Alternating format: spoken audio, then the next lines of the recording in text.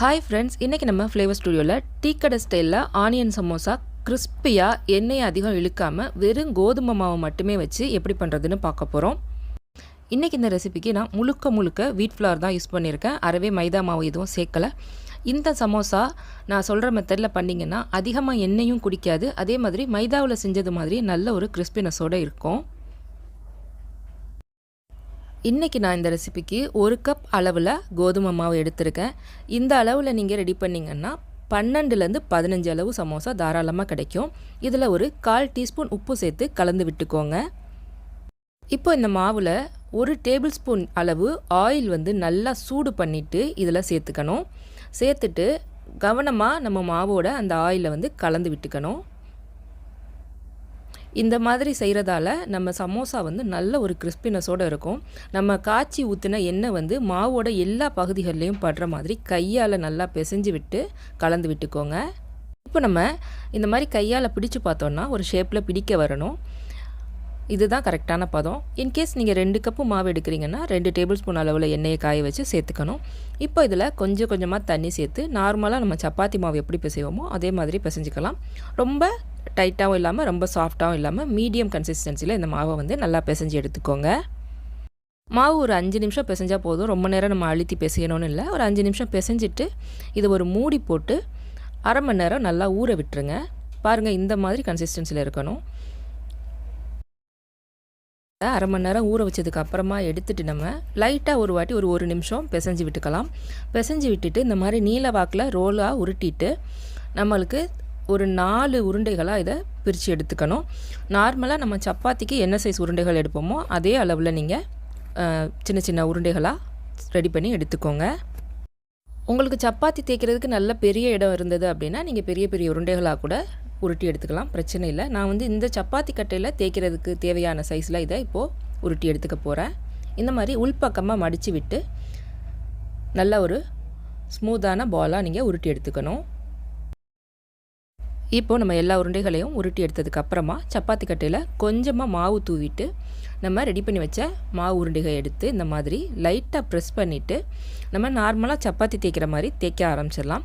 But சப்பாத்திக்கு நம்ம நிறைய மாவு தூவி தேய்க்கிற மாதிரி தேய்க்கக்கூடாது. கொஞ்சம் கொஞ்சமாக தேவைப்பட்டால் மட்டும், அதாவது சப்பாத்தி கட்டையிலையோ உருட்டுற கட்டையிலையோ மாவு ஒட்டுற மாதிரி இருந்ததுன்னா மட்டும் கொஞ்சமாக மாவு எடுத்துகிட்டு லைட்டாக ஸ்ப்ரெட் பண்ணிவிட்டு இதை நம்ம ஒரு தின்னான சப்பாத்தியாக தேய்ச்சி எடுத்துக்கணும். இப்போ நார்மலாக சப்பாத்தி இந்த சைஸில் இருக்கும் அப்படின்னா அதை விட பெரிய ஷேப்பில் நம்ம தேய்ச்சிக்கணும். எவ்வளோக்கு எவ்வளோ தின்னாக தேய்க்கிறீங்களோ அந்தளவுக்கு உங்களோட சமோசா நல்ல ஒரு கிறிஸ்பினஸோடு கிடைக்கும். பாருங்கள், இந்த அளவுக்கு நான் தின்னாக தேய்ச்சி எடுத்திருக்கேன். இதே மாதிரி மீத இருக்க உருண்டைகளையும் நம்ம சின்ன சின்ன சப்பாத்தியாக தேய்ச்சி எடுத்துக்கணும். இப்போது விருப்பப்பட்டால் அதை ரவுண்டான ஷேப்பில் நீங்கள் கட் பண்ணி கூட எடுத்துக்கலாம். இப்போது ஒரு தவாவை நான் சூடு பண்ணி வச்சுருக்கேன். மிதமான தீயிலே இருக்கட்டும். அதில் நம்ம தேய்ச்சி எடுத்த சப்பாத்திகளை ஒரு சைடில் 30 to 40 செகண்ட்ஸ் மட்டும் வேகிற மாதிரி போட்டு 2 பக்கமும் திருப்பி போட்டு எடுத்துக்கணும். ரொம்ப நேரம் வேகணும்னு இல்லை. ஜஸ்ட்டு இந்த மாதிரி அந்த சின்ன சின்ன பபுள்ஸ் ஃபார்ம் ஆகுது பாருங்களேன் மாவில், அந்த அளவுக்கு நம்ம வேக விட்டு எடுத்தால் போதும். இதுதான் நம்ம சமோசாவுக்கு நல்ல ஒரு எக்ஸ்ட்ராவான கிறிஸ்பினஸ் தரும். இந்த ஸ்டெப்பும் ரொம்ப முக்கியம். பார்த்திங்கன்னா தெரியும், திருப்பி போடும்போது சின்ன சின்ன பபுள்ஸ் ஃபார்ம் ஆகிருக்கு இல்லையா. ஸோ இப்போ நான் எல்லாம் ரெடி பண்ணிட்டேன். இதை நமக்கு தேவையான சமோசா சைஸில் நம்ம இதை கட் பண்ணி எடுத்துக்கணும். இப்போ பாருங்கள், இப்போ பார்த்திங்கன்னா தெரியும், டிரான்ஸ்பரண்ட்டாக இருக்கும். நம்ம கையை அப்படியே அந்த சப்பாத்தி மாவுக்கு கீழே தெரியும். அந்தளவுக்கு தின்னாக நீங்கள் தேய்ச்சா மட்டும்தான் நல்ல ஒரு மொறுமொறுப்பான சமோசா கிடைக்கும். இப்போ இதை நான் 3 பார்ட்ஸாக கட் பண்ணி எடுத்துக்க போகிறேன். ஓரத்தில் எக்ஸஸாக உள்ள ரவுண்ட் ஷேப்பாக உள்ளதை மட்டும் கட் பண்ணிக்க போகிறேன். ஃபுல்லாக அதிகமாக கட் பண்ணலை. பார்த்திங்கன்னா தெரியும், ரொம்ப சின்ன அளவில் மட்டும் கட் பண்ணி எடுக்கிறேன். ஒரு சப்பாத்தியில் நம்ம 3 பகுதியாக வெட்டி எடுத்துக்க முடியும். இந்த மாதிரி நம்ம எக்ஸஸாக உள்ளதை கட் பண்ணுறோம் இல்லையா, அதையும் நம்ம வேஸ்ட் பண்ண வேணாம். அதை நம்ம சின்ன சின்னதாக கட் பண்ணி தனியாக எடுத்து வச்சுக்கலாம். அதை நம்ம ஸ்டஃபிங் செய்யும்போது யூஸ் பண்ணிக்க போகிறோம். இப்போ நம்மளோட சமோசா ஷீட்ஸ் ரெடி ஆகிடுச்சு. இதை நீங்கள் உடனே யூஸ் பண்ணுறதுனாலும் பண்ணலாம். அப்படி இல்லைன்னா ஒரு நல்ல ஒரு ஜிப்லாக் பேக்கில் அல்லது ஏர்டைட் கண்டெய்னரில் வச்சு ஃப்ரீசரில் வச்சுட்டு அப் டு 6 months வரைக்கும் கூட நீங்கள் யூஸ் பண்ணலாம். தேவைப்படும் போது எடுத்து டீஃப்ராஸ்ட் பண்ணிவிட்டு நீங்கள் யூஸ் பண்ணிக்க முடியும். இப்போது ஒரு டேபிள் ஸ்பூன் அளவு ஆட்டா மாவு எடுத்துகிட்டு கொஞ்சம் கொஞ்சமாக தண்ணி சேர்த்து ஒரு பேஸ்ட் மாதிரி பதத்தில் நம்ம இதை கரைச்சி வச்சுக்கலாம் சமோசாவை ஒட்டுறதுக்கு. இப்போ சமோசாவுக்கு ஸ்டஃபிங் ரெடி பண்ணிக்கலாம். இப்போ நான் ஒரு 4 மீடியம் சைஸ் வெங்காயம் எடுத்து நல்லா தின் ஸ்லைசஸாக கட் பண்ணியிருக்கேன். அதில் 1.25 டேபிள் ஸ்பூன் அளவு ரவை சேர்த்துக்கிறேன். சிலர் அவல் கூட சேர்ப்பாங்க. உங்ககிட்ட எது அவைலபிளாக இருக்கோ அதை சேர்த்துக்கோங்க. இப்போ இதில் நம்ம வெட்டி வச்சுருக்க சப்பாத்தி துண்டுகளை சேர்த்துட்டு தேவையான அளவு உப்பு சேர்த்துக்கலாம். இதில் 1/4 டீஸ்பூன் அளவு மஞ்சள் தூள், 1 டீஸ்பூன் அளவு மிளகாய் தூள் சேர்த்துக்கலாம். கூடவே கடைசியாக 1 டீஸ்பூன் அளவு மல்லித்தூளும் நான் சேர்த்துக்கிறேன். இன்றைக்கி நான் இந்த ஸ்டஃபிங்க்கு மிளகாய் எதுவும் சேர்க்கலை. உங்களுக்கு க்ரீன் சில்லிஸ் வேணும் அப்படின்னா அது கூட நீங்கள் சேர்த்துக்கலாம். இப்போது இதை நல்லா கலந்து விட்டுக்கோங்க. இன்றைக்கி நான் குக் பண்ணாத மெத்தடில் தான் ஸ்டஃபிங் ரெடி பண்ணியிருக்கேன். குக் பண்ணுற மெத்தட் வேணும்னா அது நான் தனியாக அப்லோட் பண்ணுறேன். இப்போ இதை நல்லா கலந்து விட்டுட்டு நம்ம சமோசாஸ் மடிக்க ஆரம்பிச்சிடலாம்.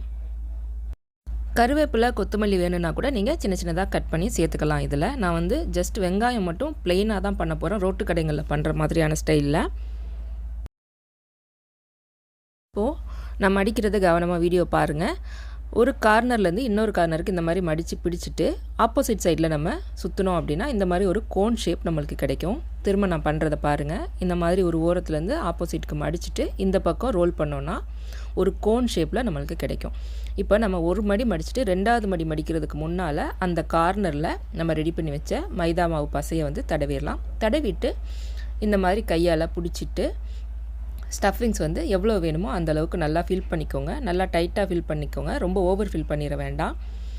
நல்லா ஸ்டஃபிங்கை உள்ளே தள்ளி விட்டுட்டு இதை டைட்டாக மடித்து இந்த மாதிரி நம்ம பேலன்ஸ் இருக்கிறத மாவு தடவி நம்ம ஒட்டிக்கணும்.